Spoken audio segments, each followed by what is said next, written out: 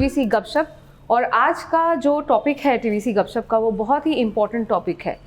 आए दिन देखे जाते हैं कि डॉग बाइट एक बहुत बड़ा प्रॉब्लम है, चाहे जमशेदपुर में हो, चाहे कहीं और स्टेट में हो, चाहे इंडिया में हो, चाहे पूरी दुनिया भर में हो। सो डॉग बाइट एक बहुत बड़ा टॉपिक है जिसमें लोग जिनको काटा जाता है और जहाँ एनिमल क्रुएल्टी होता है, ये दोनों बहुत बड़ा प्रॉब्लम है इंडिया में। सो आए दिन बहुत सारी खबरों में आप देखते हैं कि या तो किसी बच्चे को कुत्तों ने दबोच लिया या फिर कुत्तों के ऊपर क्रुएल्टी हुई, इंसान मारते हैं, पीटते हैं और उनको अधमरा कर देते हैं। सो ये दोनों चीज़ बहुत प्रॉब्लमेटिक है। एज एनिमल लवर्स हमें लगता है इंसान भी सेफ रहे और डॉग्स भी सेफ रहे। तो आज टीवीसी गपशप में यही जो बड़ा प्रॉब्लम है इसको हम एड्रेस करेंगे हमारे डॉग ट्रेनर मिस्टर जॉय विश्वास के साथ। तो जॉय विश्वास जी, आप एक डॉग ट्रेनर है, डॉग बिहेवियरिस्ट है। तो आज आपसे जो बात होगी वो ये होगी कि डॉग के बिहेवियर को कैसे कंट्रोल करें और जो स्ट्रेज होते हैं, स्ट्रेज होते हैं जिनसे लोग बहुत डरते भी हैं। हम आप शायद नहीं डरते होंगे, we know how to tackle, but लोग बहुत डरे हुए रहते हैं और हमेशा बोलते हैं कि कुत्तों से हमें दूर रखो, कंप्लेन करते हैं, उन पे भी बहुत सारे क्रुएल्टी होता है। तो उनको हम एड्रेस करेंगे आपके इस इंटरव्यू के साथ। सो पहला सवाल कि ये जो इंसिडेंट्स आप भी पढ़ते होंगे, animal behaviour specially stray dogs behaviour कभी कभी बहुत अच्छा होता है और कभी कभी बहुत खूंखार होता है। सो ये डिफरेंस क्यों होता है? देखिए, आपने बोला कि शायद मुझे डर नहीं लगता, नहीं डर मुझे भी लगता है, लेकिन हाँ दूसरे लोगों में और मेरे में अंतर ही होता है कि मैं थोड़ा डॉग का बॉडी लैंग्वेज को, थोड़ा साइकोलॉजी को समझता हूँ। तो आपने पूछा कि ये प्रॉब्लम क्यों हो रहा है। प्रॉब्लम मैं आपको जनरली बता देता हूँ कि स्ट्रीट डॉग्स के लिए ये वाला प्रॉब्लम ज़्यादा देखा गया है। एक्चुअली ये बहुत बड़ा एक जेनेटिकल इशू है। तो जेनेटिकल इशू होने का कारण देखा जाता है कि स्ट्रीट डॉग कई बार बहुत ज़्यादा एग्रेसिव हो जाता है और फिर इसमें थोड़ा सा हम इंसान का भी गलती है कि जिस तरह से हम लोग ब्रीड डॉग्स को ट्रीट करते हैं शायद उस तरह से स्ट्रीट डॉग हम लोग ट्रीट नहीं करते। अच्छा। तो कभी ना कभी वो लोग किसी तरह से ह्यूमन का एक नेगेटिव साइड का वो देखता है, जिसका कारण भी कभी कभी वो लोग आपको प्रोटेक्ट करने के लिए इंसान के ऊपर अटैक करता है। तो ये एक कारण है। तो अच्छा, बीच में अभी 2 इंसिडेंट जो मेरे हाल फिलहाल में मुझे याद है, एक तो था कि शायद अलीगढ़ मुस्लिम यूनिवर्सिटी के कैंपस में किसी प्रोफेसर को, किसी वृद्ध इंसान को वहीं के एक कुत्तों का झुंड था, उन्होंने दबोच के मतलब वो मर गए, मतलब उनकी डेथ हो गई। और एक था जो शायद साउथ में कहीं था, जो बच्चा अकेले जा रहा था, किसी गार्ड का बच्चा था, वो 6 साल का, उसको कुत्तों ने दबोच लिया। ये 2 इंसिडेंट बहुत और ऐसे इंसिडेंट्स होते भी हैं और जो कि अच्छे तो नहीं है, लेकिन एज डॉग लवर्स जब हम बोलते हैं कि नहीं शायद ह्यूमंस की कोई गलती है तो लोग हमें बोलते हैं आप तो बायस्ड हो। तो ऐसे बिहेवियर की क्या वजह है, क्यों होता है? ये जेनेटिक तो होता है, लेकिन मतलब एक अकेला बच्चा जा रहा है या अकेला वृद्ध खड़ा है तो अचानक से वो अटैक क्यों होता है, क्या सोच के होता है? देखिए, मुझे ऐसा लगता है कि डॉग कभी भी सामने से आके अटैक करना चाहता नहीं है। तो कभी भी डॉग ऐसे, जैसे छोटे बच्चे वाले इंसिडेंट आप बता रहे हो, वो वीडियो मैंने भी देखा है और ऐसे बहुत सारे इंसिडेंट हो चुका है। तो जनरली डॉग का एक होता है कि छोटे बच्चे की तरफ ऐसे अट्रैक्ट होता है वो साइज के लिए या वो जिस तरह से मूव करता है। डॉग आता है, डॉग उससे हो सकता है बाइट कर लेकिन ना आ रहा हो, खेलने के लिए आ रहा हो, लेकिन बच्चा उसमें पैनिक करता है। हाँ। तो उस पैनिक सिचुएशन में अगर एक डॉग को उसको, डॉग का बाइट एक्चुअली बहुत तरह का होता है। कोई भी डॉग शुरुआत में किसी को मारने के लिए बाइट नहीं करता है, ये हमें समझना पड़ेगा। डॉग को खेलने का भी तरीका उसका बाइट से ही रिलेटेड है। तो बहुत बार ऐसा होता है कि बच्चे का हाथ में अगर कुछ खिलौना है, बच्चा अगर हाथ हिला रहा है या दौड़ के जा रहा है या खाना है या उसका कपड़े ऐसा हिल रहा है तो डॉग उसको पकड़ने के लिए जाता है। तो बच्चा उसमें पैनिक करता है। तो अगर वो डॉग पैक में है, अगर बहुत सारे डॉग एक साथ है, तो फिर वो छीना झपटी में, स्नैचिंग में बच्चे को चोट लग जाता है और फिर वो एक अलग लेवल का इंटेंसिटी हो जाता है। लेकिन ऐसा मुझे नहीं लगता है कि कोई डॉग कोई इंसान को मारने के लिए इंटेंशनली बाइट करता है, ऐसा जनरली होता नहीं। तो इस ऐसे सिचुएशन में क्या करें, बच्चों को अकेला ना छोड़े? देखिए, इस तरह के सिचुएशन में ऐसे जो मेरा ऑब्जर्वेशन है, मैंने देखा है कि इस तरह के जो डॉग्स होता है वो हर स्ट्रीट डॉग ऐसे नहीं होता है। कुछ डॉग ऐसा होता है। तो आपको देखना पड़ेगा कि इस एरिया में इस तरह का डॉग है। अगर आप और हम भी जब कभी बाइक विक लेके गाड़ी में हम लोग जाते हैं या पैदल जाते हैं तो देखते हैं कि अगर 10-12 डॉग है उसमें से 1-2 डॉग ही आपको चेस कर रहा है। सारे डॉग नहीं करता है।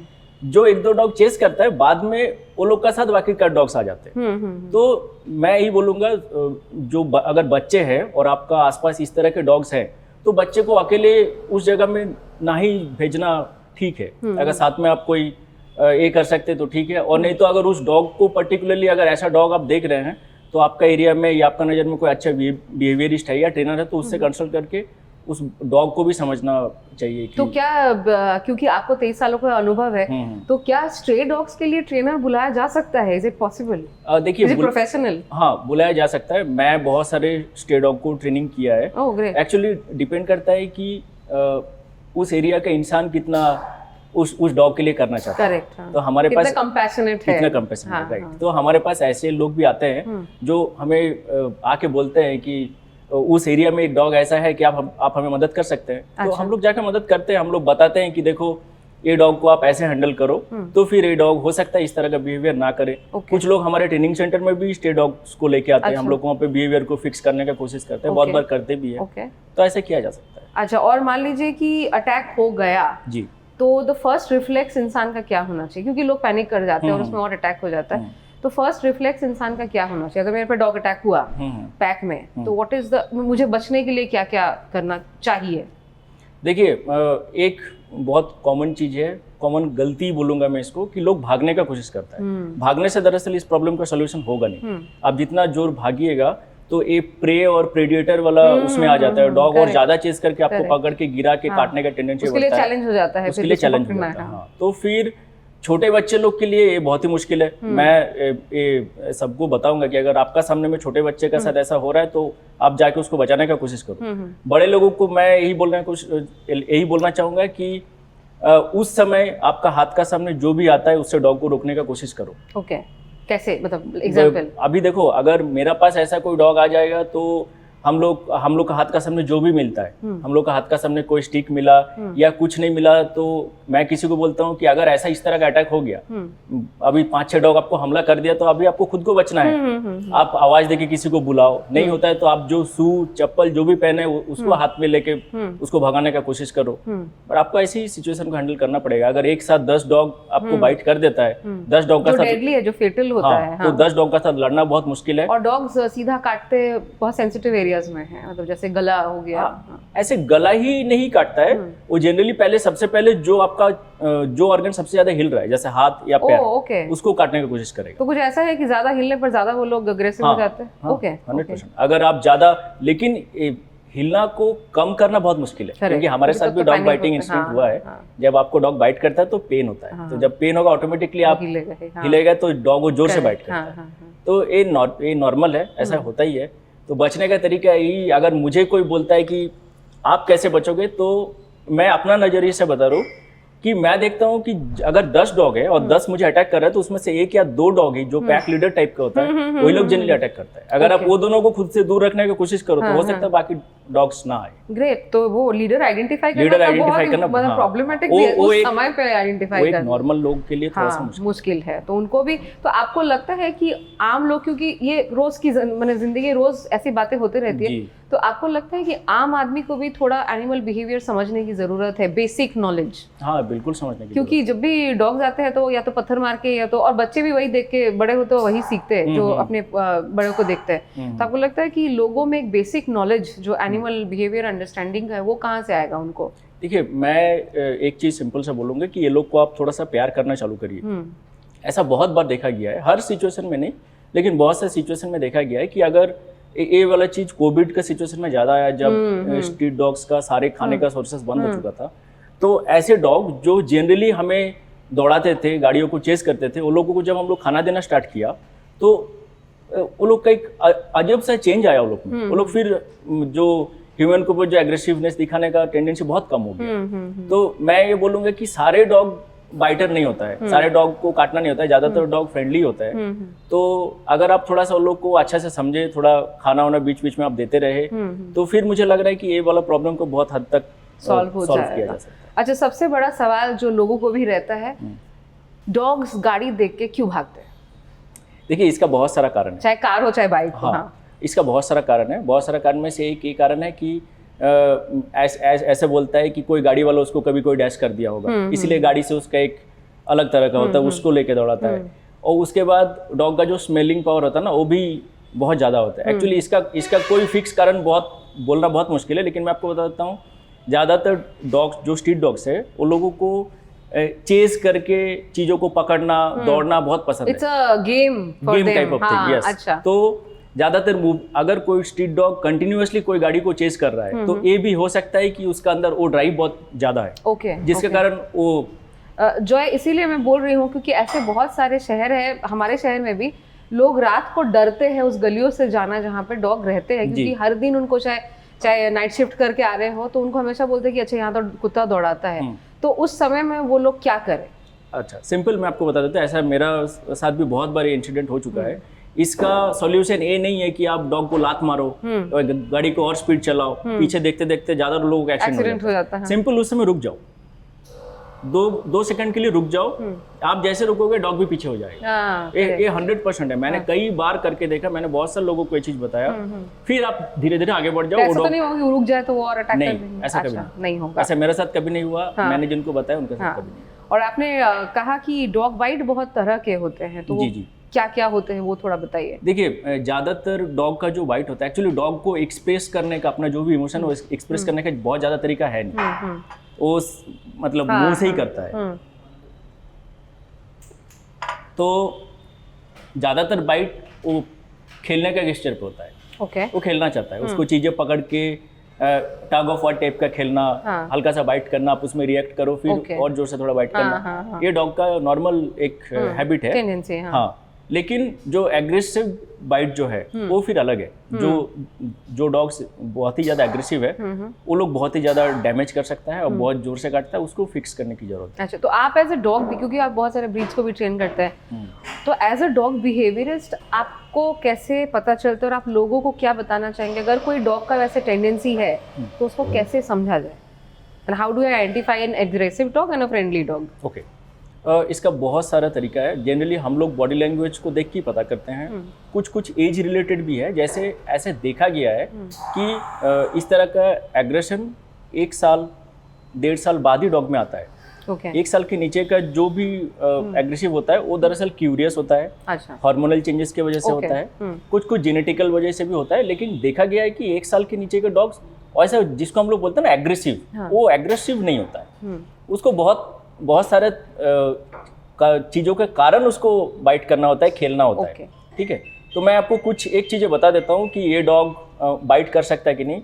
जैसे अगर डॉग बहुत स्टिफ है, एकदम आपका साथ तो आई कांटेक्ट करना नहीं चाह रहा है, उसका कोई मूवमेंट नहीं है, एकदम शांत है, और ऐसा पहले वो बाइटिंग का इंसिडेंट कर चुका है, तो फिर इस कंडीशन में मैं बोलता हूँ कि उस डॉग को आप थोड़ा देर के लिए अवॉइड करो। उस सिचुएशन के लिए। दूसरा कि कोई डॉग आप देख रहे हैं कि कॉर्नर फील कर रहा है, मतलब जहाँ पे उसको और एक कॉर्नर में हो गया है जहाँ पे उसको जाने का और कोई रास्ता नहीं है, तो उस समय डॉग को बाइट करने का सिवा और कोई चारा नहीं होता है। उसके पास और कोई रास्ता नहीं है, तो उसके लिए हाँ, अच्छा, तो उसको लगता है कि इस आदमी से वो आपका प्रेजेंस को उतना अच्छा फील नहीं कर रहा है और उसके पास जाने का भी रास्ता नहीं है, तो उसके पास एक ही रास्ता बचता है कि आपको बाइट करके आपको डराने की कोशिश करे, आपको भगाने की कोशिश करे। ये होता है।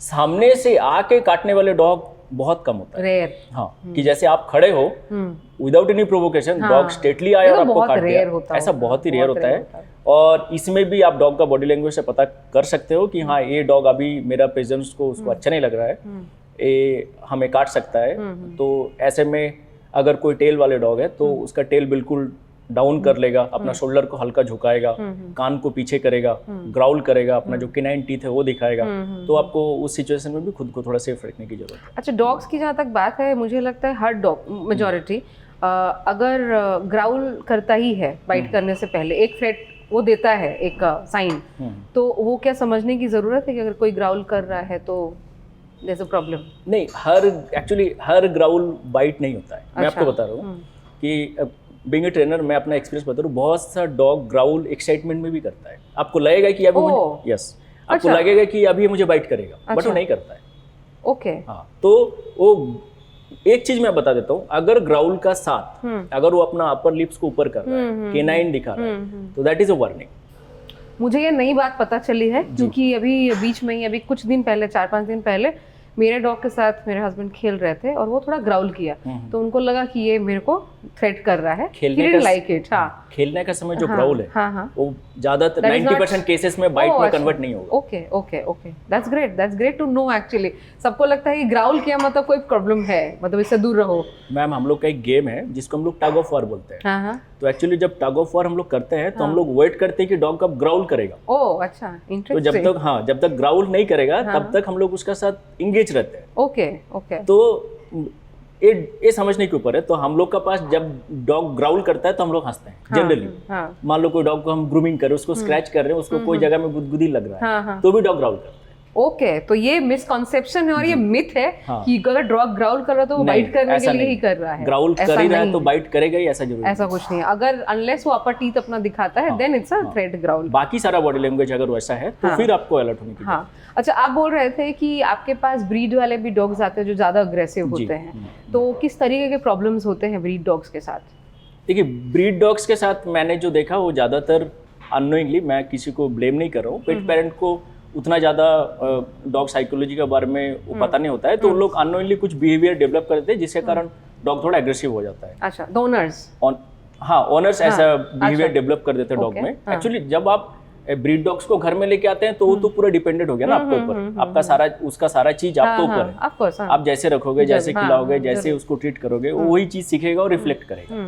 तो ज्यादातर केसेस में ऐसा देखा गया है कि ऑनर का गलती से, मतलब ऑनर ठीक से चीजों को समझ नहीं पाया, ठीक से कर नहीं पाए, जिसका कारण डॉग एग्रेसिव हो गया। कुछ केसेस में ऐसा देखा गया है जेनेटिकली, मतलब उनका ब्लड लाइन में ही थोड़ा सा एग्रेशन का इशू है। ओके तो इस तरह के मेनली 2 केसेस इस तरह के आते हैं। ओके, और तो आपको लगता है कि डॉग्स को भी ट्रेन कराने के साथ साथ ओनर्स को भी थोड़ा काउंसलिंग ज़रूरत है क्या? एक्चुअली मुझे लग रहा है कि डॉग ट्रेनिंग से भी थोड़ा सा ज़्यादा owner counselling and owner training की जरूरत है। ऐसा होता है क्या इंडिया में? हाँ, मैंने तो स्टार्ट किया, मेरा अच्छा। टीम ने स्टार्ट किया। हम लोग पहले अगर कोई प्री डॉग कंसल्टेंसी के लिए आता है तो हम लोग बहुत अच्छा से समझाते हैं सब चीज़। ज़्यादातर ऑनर को एक डॉग एक अच्छा वीडियोस में देखने में अच्छा लगता है, लोगों के पास देखने में अच्छा लगता है, लेकिन तो लगता है हम उसको ले लें। लेकिन आपको ये समझना पड़ेगा कि आप सिर्फ डॉग लेके नहीं आ रहे हैं, आपका साथ उसका साथ एक बहुत बड़ा रिस्पॉन्सिबिलिटी आ रहा है। तो आप मैं एक चीज ऑनर को जरूर बोलता हूँ कि आपके पास सबसे पहले पैसे, मैन पावर, ये सारी चीजों का पहले एक चीज है कि नहीं देख लो, वो है टाइम। अगर टाइम नहीं है तो प्लीज आप डॉग मत लाओ। ये मैं भी बोलती हूँ लोगों को। हाँ। एक्चुअली कोविड में क्या हो गया कि सबके पास कुछ था नहीं कुछ करने को, तो बहुत लोग लेके आए घर, ठीक है, क्योंकि कुछ था नहीं, so it's a therapy also. तो लेके आए, उसके बाद जब खत्म हुआ, कामकाज शुरू हुआ, तो बहुत लोगों ने, इनफैक्ट बहुत डॉग अबैंडन के केसेस भी आए हैं। अच्छे अच्छे ब्रीड्स, जर्मन शेपर्ड, पिटबुल, ये सब छोड़ा हुआ था, रास्ते में घूम रहे थे, और फिर जो एनिमल वेलफेयर वाले हैं वो उठा के लाए, और बहुत कोशिश, और बहुत एक होता है ना कि बहुत ट्रबलसम है हमारे जैसे लोगों के लिए, कि कैसे कोई छोड़ देता है अपने स्टेटस के लिए, लाओ अपने एंटरटेनमेंट के लिए, उसके बाद फिर अबैंडन कर दो। मतलब उनके लिए जैसे कुछ है ही नहीं, एक पत्थर है, मतलब जिसका कोई फीलिंग नहीं है। तो डॉग काउंसलिंग, तो लोग क्या बोलते हैं जब आप बोलते हैं कि आप पहले सोच लो लेने के पहले? तो एक तो प्री काउंसलिंग भी ज़रूरी है कि आप उतना सक्षम है कि नहीं फाइनेंशियली, टाइम के साथ, और ये सब कुछ। तो ये लोग आते हैं क्या अभी ये काउंट कराने? प्री काउंसलिंग बहुत ही कम है अभी कुछ लोग बहुत एवर हुए हैं तो अभी कांटेक्ट करते हैं, नहीं तो अभी भी बहुत कम है, परसेंटेज बहुत ही कम है। अभी आपने बोले कि एक कोविड के समय एज ए डॉग सब लेके आगे जाते थे थेरेपी के लिए, तो आपने अपना माइंड के लिए, अपने आप को थेरेपी करने के लिए डॉग लेके आ गए। डॉग का क्या, एग्जैक्टली, उसको भी तो जरूरत है। सेल्फिश हो गए। हाँ, उसको भी तो एक अच्छा लाइफ की जरूरत है। वो मतलब वो हम लोग का कंपेनियन है, तो आपको उसका भी सोचना पड़ेगा। तो कोविड में इस तरह की चीज़ें बहुत हुआ है। मेरे पास जो पेट पेरेंट आते हैं तो मैं उनको सबसे पहले बोलता हूँ कि देख लो, सबसे पहले कोशिश करो कि घर का हर मेंबर एक डॉग लेने के लिए एग्री हो। हाँ, अगर आप लोग 4 मेंबर हो तो 4 में से 2 मेंबर एग्री नहीं है तो ये सही सिग्नल नहीं है, मतलब आपको नहीं लेना चाहिए। या तो वो दोनों को एग्री करो, उसके बाद सारे एग्री हो, उसके बाद लो। दूसरा चीज़ है, सबसे पहले ये मैंने कोविड सिचुएशन में जो लोग मेरा कांटेक्ट में है, मैं उन लोगों को बोला कि अभी कोविड है, अभी वर्क फ्रॉम होम है, जब चालू हो जाएगा तब क्या होगा, तब इसको कौन देखेगा। करेक्ट। तो ज़्यादातर लोग यही बोलते हैं कि नहीं हम लोग मैनेज कर लेंगे, लेकिन मैंने ये देखा है कि जब बाद में मैनेज होता नहीं है, यही अबेंडन होता है, फिर वो डॉग का साथ मिसट्रीट चालू हो जाता है, फिर बहुत तरह का प्रॉब्लम होता है। तो मैं बोलता हूँ सबसे पहले टाइम देखिए, एक रिस्पॉन्सिबिलिटी है, अपना फाइनेंशियल सिचुएशन देखिए कि आपको अगर नॉर्मली कोई पेट डॉग भी आप रखते हैं तो मैंने कम से कम 5 से 6 हज़ार रुपये आपको उसके लिए उसका अपार्ट फ्रॉम ट्रेनिंग छोड़ के आपको उसके लिए रखना पड़ेगा। करेक्ट। तो ये भी बहुत बार एक प्रॉब्लम हो जाता है। तो ये सारी चीजें देख के ही डॉग लेना चाहिए। और उससे भी बड़ा चीज मैं बता दूं आपको, ब्रीड सिलेक्शन, कि आपका उस पे हम आएंगे। और उसके पहले मैं ये जानना चाहूंगी कि जब अबैंडन होता है, वो आप थोड़ा दर्शकों को बताइए कि जब अबैंडन होता है कोई डॉग, आपके लिए तो इंसान के लिए बहुत आसान है कि हाँ चलो नहीं, क्योंकि बहुत लोग नहीं कर पाते हैं, उनके जेन्युइन रीजंस होते होंगे, I am not judging them, but जब ये डिसाइड होता है कि अब इसको छोड़ देना है, तो एक डॉग पे क्या बीतता है? देखिए, मतलब मैं जितना डॉग को समझता हूँ कि आप एक समझ जाओ कि एक छोटा सा जब वो बहुत बच्चा था, तब आपने उसको अपना घर लेके आए, उसको जो चीज़ उसे ज़रूरत था आपने उसको प्यार दिया, सब कुछ दिया। अभी वो आपका साथ बड़ा हुआ है, तो आप जब उसको रोड पे छोड़ देते हो तो उसके लिए आप उसको ऐसा जगह में छोड़ दिए जिसमें दुनिया में कुछ भी नहीं जानता, इतना इनसिक्योर फील करता है। हमने 1-2 डॉग को ऐसे देखा है, तो वो डॉग का ट्रस्ट एक करने में ही हम लोग को बहुत समय लग जाता है। उसको विश्वास ही नहीं हो पाता कि उसके साथ ये हुआ क्या, क्योंकि एक अनजान जगह, डरा हुआ, किसी को जानता नहीं, और भी जानवर से खतरा होता है, और भी डॉग से खतरा होता है, और वो लड़ भी नहीं पाते, they are not used to. नहीं, क्योंकि उसको एक ह्यूमन के बीच में रहने का आदत है। तो बाकी का तो मुझे नहीं पता, मुझे लगता है ये तो बहुत बड़ा पाप है। मतलब ऐसा तो बिल्कुल ही करना नहीं चाहिए। मतलब वो उस डॉग के लिए तो वो पूरा दुनिया था। हाँ, पूरा दुनिया है। और आपने उसको उसका लाइफ खराब कर दिया। बहुत ट्रॉमेटिक, बहुत खराब है। बहुत सिचुएशन है। हमारे पास ऐसे लोग आते हैं जो क्लियरली बोल तो नहीं पाते हैं कि अब मैं इसको छोड़ दूंगा या छोड़ दूंगी, लेकिन उनका उससे मुझे लग जाता है, तो मैं उनको सामने से बोल देता हूँ कि अगर आप ऐसा कुछ सोच रहे हैं तो ये बिल्कुल ही नहीं करना। तो ऐसा अगर जेन्युइन होता है कि अभी वर्क फ्रॉम होम खत्म हो गया, अभी ऑफिस भी जाना है, लोग अग्री नहीं, घर में बच्चे होते हैं, सब कुछ है, तो ऐसे अगर किसी के पास ख्याल आए कि अब नहीं हो रहा है, तो उस ओनर को क्या करना चाहिए? मतलब क्या नहीं हो रहा है? मतलब डॉग नहीं संभल रहा है। अच्छा, डॉग को अब रख नहीं पा रहा। हाँ, तो फिर डॉग नहीं संभल रहा, तो वो भी एक नेगेटिव वाइब है ना डॉग भी, कि मतलब अनवांटेडली घर पे है, तो उसके लिए आप क्या सजेस्ट करना चाहोगे उस घर अभी इस तरह के लोग अगर मेरे पास कोई कांटेक्ट करते हैं, बहुत सारे लोग करते हैं कि अब हम इसको रख नहीं पा रहे हैं, तो आपके पास क्या ऑप्शन है? तो अगर मेरा पास स्पेस है तो मैं रख लेता हूँ। और फिर ऐसे बहुत सारे लोग होते हैं जो लोग को डॉग रखना होता है, बट उन लोगों को खरीदना नहीं है, अडॉप्ट करना चाहते हैं। बहुत सारे अच्छे फैमिलीज है, तो हम लोग ऐसा करते हैं कि वो डॉग को एडॉप्शन में दे देते हैं। या फिर अगर किसी को इमीडिएटली कुछ हटाना है या कोई कारण से रखना नहीं है, तो बहुत सारे ऐसे एनजीओ टाइप है जो लोग जो प्राइवेटली मतलब फंड एक करके अपने पैसे रेस करके इस तरह की चीजें चला रहे, छोटा मोटा शेल्टर टाइप, वो लोग भी आजकल बहुत अच्छा काम कर रहे हैं। मेरे कॉन्टेक्ट में भी 2-3 है। तो आई थिंक आप ये बोलना चाह रहे हैं कि अगर ऐसा ख्याल आए और आपसे जेन्युइनली ना संभले, तो एक बार आप लोगों को, जैसे ये कम्युनिटी है, उनको एक बार बोल के देखे, ऐसे नहीं कि सीधा जाके छोड़ दो। बिल्कुल, वो एक चीज है, ताकि उसको एक अच्छा माहौल मिल सके। हाँ, अगर आप नहीं रख सके तो चलिए, तो बात हो गई ये अबैंडन की। तो अब आते हैं कि ब्रीड पे। ये ब्रीड सिलेक्शन जो है बहुत इंपॉर्टेंट है, और क्योंकि अभी आपको ही पता है कुछ इंसिडेंट्स ऐसे हुए हैं इंडिया में भी पिटबुल को लेके खास करके, तो how do we choose breeds? देखो, आपको पहले ब्रीड का लुक पे नहीं जाना है। ऐसा जरूरी नहीं है कि ब्रीड बहुत अच्छा क्यूट सा दिख रहा है, बड़ा सा दिख रहा है, तो इसमें ये आपका घर में आके अच्छे से रह जाएगा। और ऐसा भी नहीं है कि छोटा सा दिख रहा है तो फिर हम लोग आराम से रख सकते हैं, ऐसा भी नहीं होता। देखिए, हर डॉग ब्रीड उसका कुछ स्पेशलाइजेशन है, वो कुछ काम के लिए उसका ये हुआ है। तो मेरा ये मानना है कि हर डॉग वर्किंग डॉग है। हाँ। अभी बहुत सारा कैटेगरीज किया गया है, वर्किंग डॉग, शो डॉग, इस तरह लैब डॉग, बट सारे डॉग का कुछ ना कुछ खूबियां है, वो कुछ काम करने के लिए उसका हुआ है। तो सबसे पहले आपको जो देखना चाहिए कि घर में कोई एक दो मेंबर जो उस डॉग को अच्छे से टाइम दे पाए, चाहे आप ब्रीड कोई सा भी लाओ। आपका घर का एरिया कितना है, साइज कितना है। अच्छा, ऐसे मैंने बहुत सी चीजें देखा है कि आपका छोटा सा अपार्टमेंट है, like 500 square feet, 600 square feet, और आप एक ग्रेट डेन रखिए, सेंट बर्नार्ड रखिए, not allowed, should be not there. आप उस डॉग का बारे में सोच के उस डॉग को अपना घर में लेके आके, मतलब जिस दिन लेके आए उसी दिन से उसका ऊपर टॉर्चर स्टार्ट होगा। आप समझ जाइए, आप चाहे उसको कितने भी अच्छा से रखिए, बट जो उसको बेसिक चीज है वही आप नहीं दे पाए, जिसको जो बहुत बड़ा एक एरिया का रिक्वायरमेंट होता है। तो सिर्फ लुक पे मत जाइए।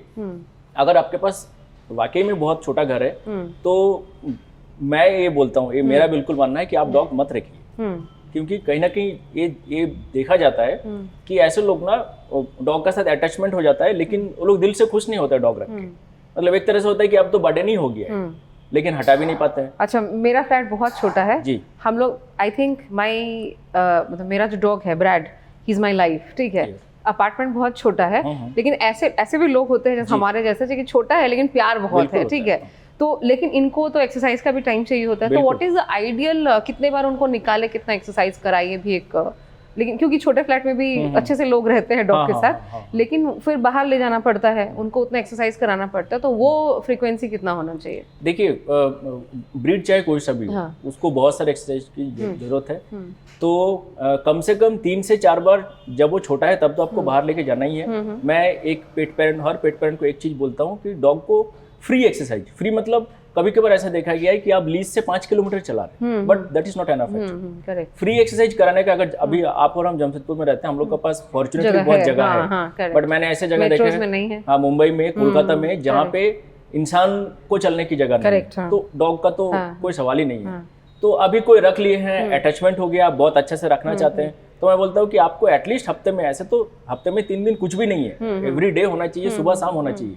एटलीस्ट हफ्ते में 3 दिन ऐसे जगह में डॉग को लेके जाओ जहाँ पे डॉग को आप फ्री लीज कर सको, लीज छोड़ के उसको अपना मन से थोड़ा दौड़ाओ, थोड़ा बॉल फेंको, थोड़ा एक्सरसाइज कराओ, स्विमिंग कराने सकते हैं तो बहुत अच्छा है। तो ये सारे चीजें करके आपको डॉग को एक्सरसाइज देना ही पड़ेगा, मिनिमम एक्सरसाइज आपको देना ही पड़ेगा। अगर नहीं देंगे तो ऐसा देखा गया है कि वो एनर्जी नेगेटिव वे में एग्रेशन भी लेके आता है। ओके ओके, अच्छा। तो अच्छा, मान लीजिए कोई, अगर जैसे मेरा रेस्क्यूड डॉग है, और बहुत सारे ऐसे फैमिलीज, जैसे आपने बोला कि कोई अबैंडन कर दिया तो कोई किसी को लेके आया, घर मिल जाते हैं, तो क्योंकि रेस्क्यूड डॉग्स बड़े भी होते हैं, तो उनको समझना कैसे समझे, और या कोई ऐसा फैमिली है जो क्या फर्स्ट टाइम रेस्क्यू डॉग रखना चाहिए या नहीं रखना चाहिए, जो कभी नहीं रखा है? देखिए, ये पूरी अटैचमेंट का ऊपर है। कोई फैमिली को डॉग रखने का कोई पहले से एक्सपीरियंस नहीं रहता है, लेकिन कोई डॉग को देख के ऐसा लगता है कि मुझे इसको रखना चाहिए।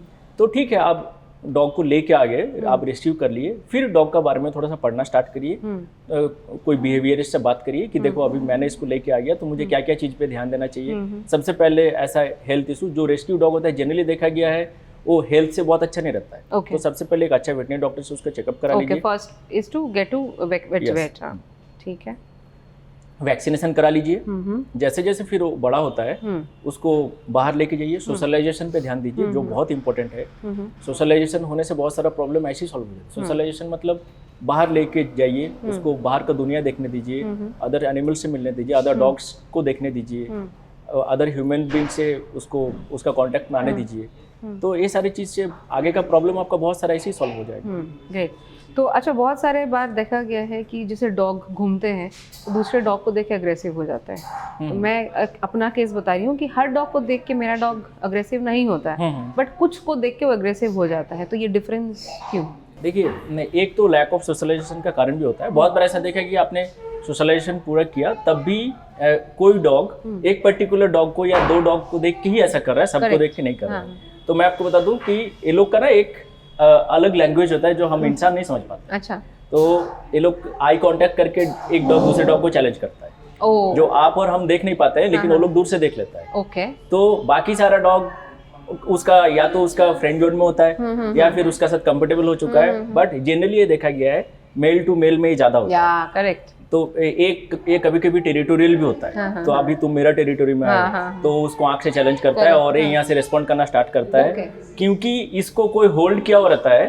तो ये रेजिस्टेंस की वजह से वो एग्रेशन और ज्यादा होता है। कि जैसे होता है ना कि आप उसको रोक के रखें तो उसको और ज्यादा जाना है, और वो भी उधर से उसको एक चैलेंज करता है। तो जिसके कारण होता है, मैं इस सिचुएशन में एक ही सलाह दूंगा कि अपना डॉग को आप ठीक से कंट्रोल करके, वो एक ऐसा नहीं है कि जो डॉग सामने वाला जो डॉग है वो आपको बराबर से हमेशा फॉलो करके चैलेंज करता रहेगा। एक पर्टिकुलर एरिया होता है, उसके बाहर आप चले जाओ, फिर वो भी पीछा करना छोड़ देता है। करेक्ट। तो उस समय पेट ऑनर को खुद को शांत रखना ज्यादा जरूरी है। 1-2 गलतियां पेट ऑनर जनरली करता है, वो मैं आपको बता देता हूँ, वो नहीं करना चाहिए। जनरली क्या करते हैं पेट ओनर कि उस डॉग को भगाने के लिए पत्थर उठा के उसको मारना चालू करता है। आप जैसा ही ऐसे करते हैं, आप और आपका डॉग एक टीम बन गए। अब उसको भी लगा कि अच्छा मुझे भी भगाना, तो वो और ज्यादा जो बिहेवियर वो कर रहा था उसको ज्यादा इन्फोर्स कर दिया। ओके। लेकिन अगर आप एक लेवल तक अवॉइड करना चालू करो, उसको बोलो नहीं कोई नहीं छोड़ दो, उसको भौंकने दो या उसको चिल्लाने दो, तुम चलो चलो, तो आप कुछ दिन बाद देखिएगा कि आपका साथ जो डॉग है उसको भी समझ में आएगा अच्छा नहीं इसको उतना ध्यान नहीं देना है। करेक्ट, ये मेरे साथ हुआ है प्रैक्टिकली। हाँ, पहले क्योंकि भगाते थे तो और अग्रेशन होता था, एंड जब अवॉइड करने लगे तो ये भी समझ गया कि कुछ नहीं करना है। करेक्ट। अच्छा, coming back to training and breed dogs, ठीक है, क्या आपको लगता है कि जो मैंने पढ़ा भी है कुछ बैंगलोर में, अभी इंडियन जो अपना इंडियन पारिया जो इंडियन डॉग्स होते हैं उनको ट्रेन किया जा रहा है फॉर कॉम्बैट पर्पसेस, फोर्सेस में भी। सो आपको क्या लगता है, आर दे कॉम्पिटिटिव इनफ? तो मैं तो जो देखती हूँ they are competitive enough because environment जो हमारा मतलब जो एनवायरनमेंट है इंडिया का, उसका जो ब्रीड है वो ज़्यादा कंपैटिबल होते हैं, वो ज़्यादा लो मेंटेनेंस डॉग जिसको बोलते हैं। तो are they competent enough? Is it a good decision? What do you think? देखिए, मेरा ये मानना है कि जो हमारे इंडियन ब्रीड है वो भी अच्छे हैं, वो भी अच्छा काम कर रहे हैं, कर सकते हैं अगर सही से उसका ब्रीडिंग और सही से ट्रेनिंग हो। मैं एक चीज़ आपको बता दूं कि ट्रेनिंग सिर्फ डॉग को सिखाने की बात नहीं है। ट्रेनिंग का एक बहुत बड़ा पार्ट है सही लाइन पे ब्रीडिंग। तो मुझे लगता है कि अगर आपको कोई इंडियन ब्रीड को आप चाहते हो कि इन फ्यूचर वो बहुत अच्छा काम करे, सबसे पहले उसके ब्रीडिंग प्लान पे आप बहुत अच्छे से फोकस करना पड़ेगा ब्रीडर्स को। ओके, जैसे क्योंकि हाँ, मैं आपको बता दूं, जेनेटिकली रिसर्च करना। ओके। कि इस डॉग का वर्किंग कैसा है, अच्छा।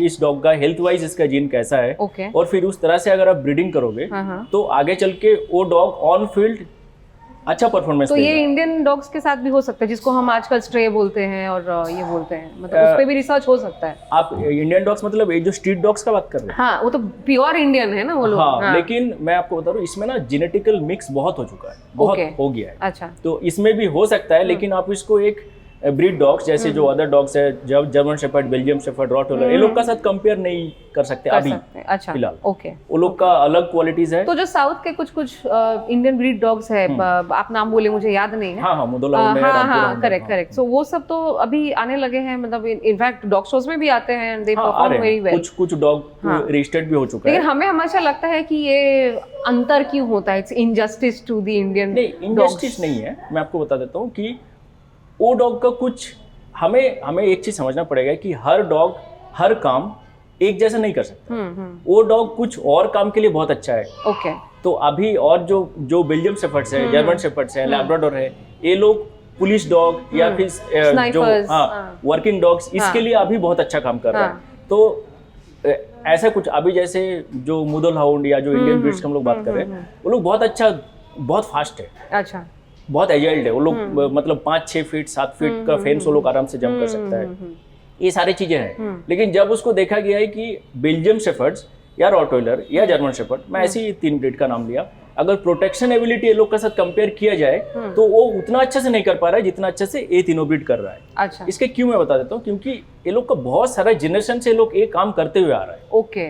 तो अभी ये लोग बिहेवियर में इंट्वाइंड हो गया है। तो अभी वो लोग मेंटली ऐसा हो गया है, फिजिकली जेनेटिकली इतना स्ट्रांग हो गया है कि अभी ये लोग के लिए ये काम इजी है। तो मुझे ऐसा लगता है जो हमारे इंडियन ब्रीड्स है, अगर इसका ब्रीडिंग अच्छा से किया जाए, इसको जेनेटिकली रिसर्च करके थोड़ा ब्रीडिंग किया जाए, पपी से अच्छा ट्रेनर का थ्रू ट्रेनिंग कराया जाए, तो ये लोग भी बहुत अच्छा कर सकता है। ओके। तो आपको लगता है क्योंकि KCI kennel club of India जो है वो अभी तक क्या इंडियन डॉग्स को इंक्लूड किया है उसने? हाँ, किया है, कुछ ब्रीडों को किया है, कुछ ब्रीड उसमें है, वो लोग इन फ्यूचर वो लोग भी हो जाए। अच्छा, मतलब ऐसा नहीं है कुछ इंडस्ट्रीज हो रहा है, क्योंकि डॉग लवर्स हमेशा सोचते हैं कि इंडियन ब्रीड्स के साथ क्यों इंडस्ट्रीज होता है, तो ऐसा कुछ नहीं है। वो लोग को भी इक्वली फोकस में है, वो लोग के लिए भी काम हो रहा है। करेक्ट। अच्छा, तो कमिंग टू पिटबुल, जो इतना देश में एक इंसिडेंट हुआ जहाँ पे वो अपने ओनर के मम्मी को काट लिया, बहुत कुछ हुआ उसमें, पूरा स्टेट गवर्नमेंट उसमें इन्वॉल्व हो गया यूपी में।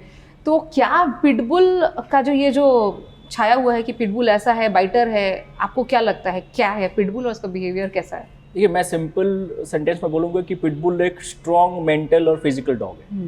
तो अगर आप आपको कुछ चीज़ बहुत स्ट्रॉन्ग रखने का शौक है, तो आपको भी हर चीज़ से स्ट्रॉन्ग होना पड़ेगा। ओके।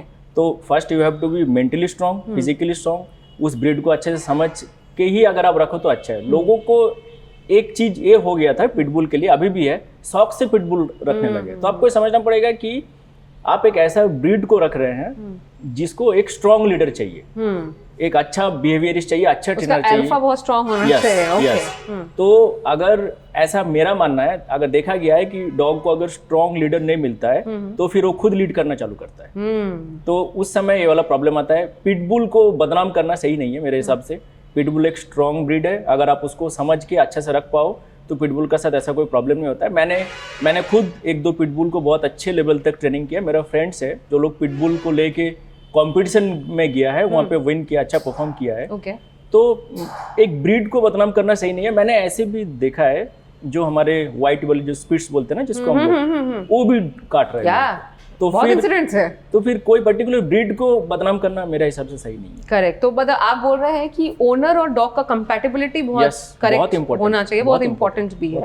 ओके, एंड थोड़ा बताइए हमारे दर्शकों के लिए जो है कि डॉग कम्युनिकेट करता है टेल से, वो थोड़ा बताइए कि कैसे कैसे वो कम्युनिकेट, क्योंकि आम लोगों को नहीं समझ में आता है। हमें क्योंकि रखते रखते समझ में आने लगता है, क्योंकि हम भी सीखते हैं डॉग से बहुत कुछ। अब मुझे पता चलता है कि कब मेरा डॉग क्या बोल रहा है, लेकिन आम लोगों को नहीं समझ में आता है। जैसे कि अगर उसका टेल अंदर है तो ही इज स्कैर्ड, अगर ऊपर है तो अलर्ट। तो ये थोड़ा दर्शकों को बताइए कि क्या क्या वो टेल्स है, वो कितना समझ सकते हैं डॉग को। देखिए, सिर्फ टेल ही नहीं है, बाकी सारा चीजें, क्योंकि टेल हमें अच्छा से दिखता है तो हम लोग विजिबल है तो हम लोग उसको फोकस करते हैं। मैं जनरली बताने का कोशिश कर रहा हूँ, लेकिन ये 100% नहीं है। मैं आपको बता रहा हूँ कि एक जनरली लोगों का मानना है कि अगर डॉग टेल हिला रहा है, वैग कर रहा है, तो वो फ्रेंडली उसमें है, वो बाइट नहीं करेगा। बट ऐसा 100% हमेशा नहीं है, मैं आपको बता देता हूँ। कभी कभार ऐसे भी डॉग है जो टेल एक पर्टिकुलर डायरेक्शन में हिला के आपको बाइट कर देगा। तो आपको लगेगा अरे तो पूंछ हिला रहा था, ये कैसे काट लिया। तो ये चीज नहीं है, आपको समझना पड़ेगा डॉग का। खैर ये थोड़ा सा मुश्किल है, आप बहुत दिन अगर डॉग का साथ बिता देते हो तो आपको समझ में आता है। मेन चीज है डॉग का आंख। ओके। तो आंख बहुत कुछ बोलता है। अगर डॉग खुश है ना अंदर से, तो टेल का साथ साथ आपका वो ब्राइटनेस, वो खुशी डॉग का आंख में भी दिखेगा, कान में भी दिखेगा, पूरा बॉडी में भी दिखेगा।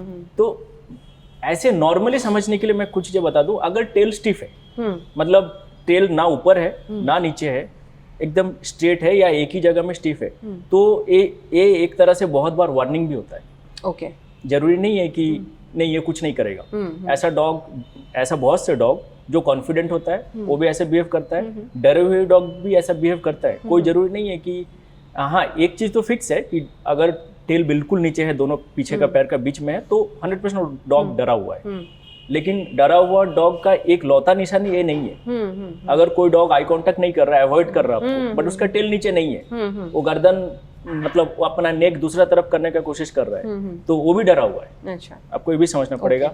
तो उस डॉग को भी एकदम से फोर्स करके उसका पास जाना या उसको जबरदस्ती कोई चीज कराना सही नहीं है। ओके। तो ये सारी चीजें, तो ऐसे भी नहीं है कि सिर्फ मतलब उसका टेल ही जो है उसका लैंग्वेज है, बट बहुत सारा बिहेवियर ट्रेट्स उसका है। कान, मैं ईयर्स का आपको बता देता हूँ कि ऐसा बताया गया, ऐसा माना जाता है कि कान अगर पीछे है तो डॉग डरा हुआ है।